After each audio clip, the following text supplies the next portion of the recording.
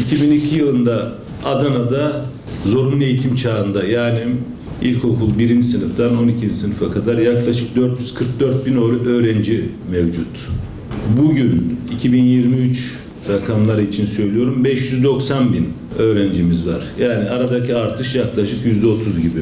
Yani öğrenci sayısındaki artış %10, ancak yatırımlar açısından baktığımızda çok devasa bir farklılığı göreceğiz. 2002 yılında Adana'da 9357 derslik var.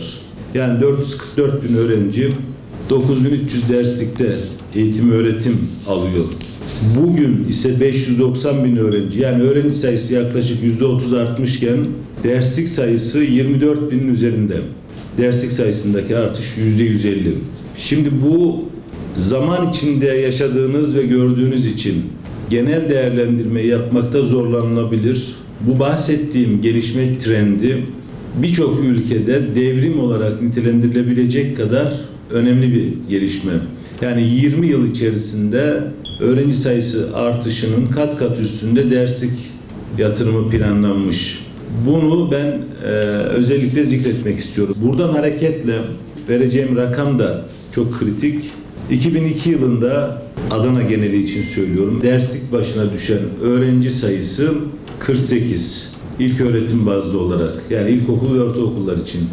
Orta öğretimde, yani liseler için ise 38. Bugünkü rakamlar ise biraz önce söylediğim çerçevede derslik yatırımlarından sonra gelinen noktada ise ilköğretimde derslik başına düşen öğrenci sayısı ortalaması 30'a düşürülmüş. Sürekli uluslararası kuruluşlar aracılığıyla ülkelerdeki eğitim yatırımlarının bu anlamdaki istatistik verilerini sürekli izliyoruz. Bu trend gerçekten başka hiçbir ülkede görmediğimiz bir trend. Orta öğretimde ise 38 olan derslik başına öğrenci sayısı şu anda Adana'da 23. Yani burada da normal koşullarda baktığımızda birçok eğitim anlamında gelişmiş olarak bizim önümüze konulan ülkelerdeki skaladan çok daha hızlı, devrim niteliğinde gelişen bir tablodan bahsetmek mümkün. Aynı rakamları bir de müsaade ederseniz öğretmen sayısı itibariyle vermek istiyorum. 2002 yılında Adana'da 16.448 öğretmen var. Bakın, öğrenci sayısı yaklaşık %30 artmış olmasına rağmen şu an Adana'daki öğretmen sayısı 33 bin yaklaşık.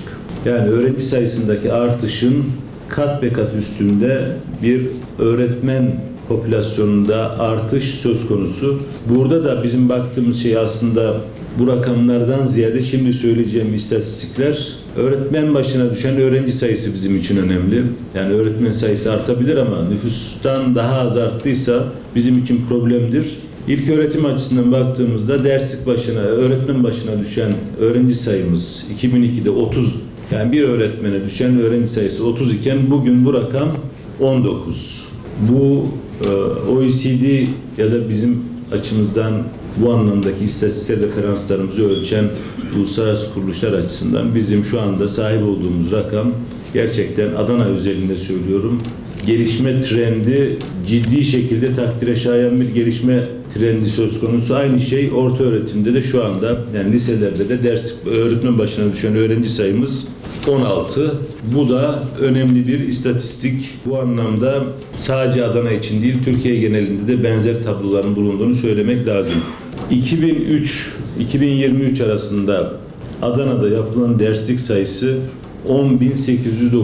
Bu rakam devam eden inşaatlar da biraz önce ekleyerek söylediğim rakamlardı. Şimdi bunun bugünkü inşaat maliyetleri açısından baktığımızda bugünkü bize maliyeti, yatırım maliyeti bugünkü rakamlar açısından yaklaşık 41 milyar TL civarında bir yatırımdan bahsediyoruz. Bu rakamlar kuşkusuz Adana'nın eğitim ve öğretimle ilgili bütün ihtiyaçları giderilmiştir anlamında bir tablo değil ki şu anda Adana'da hali hazırda devam eden 29 tane projemiz var. Toplam yaklaşık 500 derslikli 29 projemiz de devam ediyor. Onları da en kısa zamanda bitireceğiz. Ayaklarınıza sağlık. Görüşmek üzere. Alın. Tamam başkanım. Hazır olsun. Tamam.